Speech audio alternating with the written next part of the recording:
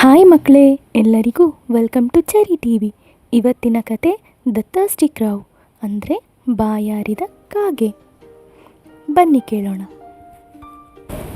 ಒಂದು ಬಿಸಿ ಬೇಸಿಗೆಯ ಮಧ್ಯಾಹ್ನ ಒಂದು ಕಾಗೆ ಕಾಡು ಬೆಟ್ಟ ಗುಡ್ಡಗಳ ಮೇಲೆ ಹಾರಾಡುತ್ತಾ ಇತ್ತು. ಸೂರ್ಯ ತುಂಬ ತೀವ್ರವಾಗಿ ಹೊತ್ತಿ ಉರಿಯುತ್ತಿದ್ದ. ಕಾಗೆಗೆ ತುಂಬ ಬಾಯಾರಿತು.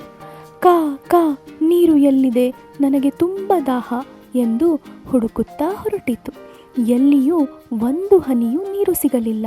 ಅಯ್ಯೋ, ಎಲ್ಲಿಗೆ ಹೋದರೂ ನೀರು ಕಾಣುತ್ತಿಲ್ಲ ಎನ್ನುತ್ತಿದ್ದ ಕಾಗೆಗೆ ಸ್ವಲ್ಪ ದೂರದಲ್ಲಿ ಒಂದು ಮಡಿಕೆ ಕಣ್ಣಿಗೆ ಬಿತ್ತು.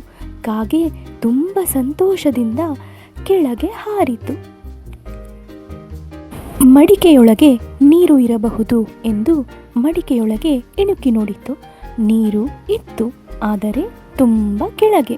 ಅಯ್ಯೋ, ನನ್ನ ಕೊಕ್ಕು ಕೆಳಗಿನವರೆಗೆ ತಲುಪುತ್ತಿಲ್ಲ ಎಂದು ಬೇಸರದಿಂದ ಕಾಗೆ ಜೋರಾಗಿ ಅಳತೊಡಗಿತು. ಆ ಸಮಯದಲ್ಲಿ ಕಾಗೆಗೆ ಮಡಿಕೆಯ ಪಕ್ಕದಲ್ಲಿ ಕಲ್ಲುಗಳು ಕಾಣಿಸಿದವು. ಆ ಕಲ್ಲುಗಳನ್ನು ನೋಡಿದ ಕಾಗೆಗೆ ಒಂದು ಉಪಾಯ ಹೊಳೆಯಿತು. ಅದು ಒಂದು ಕಲ್ಲನ್ನು ಕೊಕ್ಕಿನಲ್ಲಿ ಹಿಡಿದು ಮಡಿಕೆಗೆ ಹಾಕಿತು.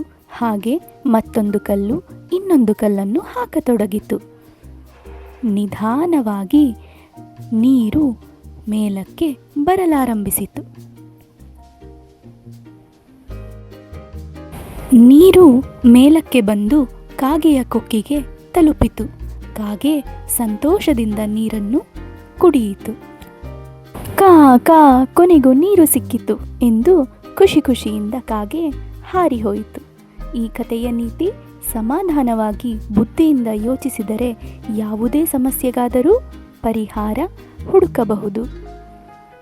ನೋಡಿದ್ರಾ ಮಕ್ಕಳೇ, ಜಾಣಕಾಗೆಯ ಕತೆ? ಇಂತಹ ಇನ್ನೂ ಸುಂದರ ಕಥೆಗಳನ್ನು ನೀವು ನೋಡಿ ಮತ್ತು ಕೇಳಬೇಕು ಅಂತ ಅಂದರೆ ನಮ್ಮ ಚೆರಿ ಟಿ ವಿನ ಸಬ್ಸ್ಕ್ರೈಬ್ ಮಾಡಿ, ಲೈಕ್ ಮಾಡಿ ಮತ್ತು ಶೇರ್ ಮಾಡಿ.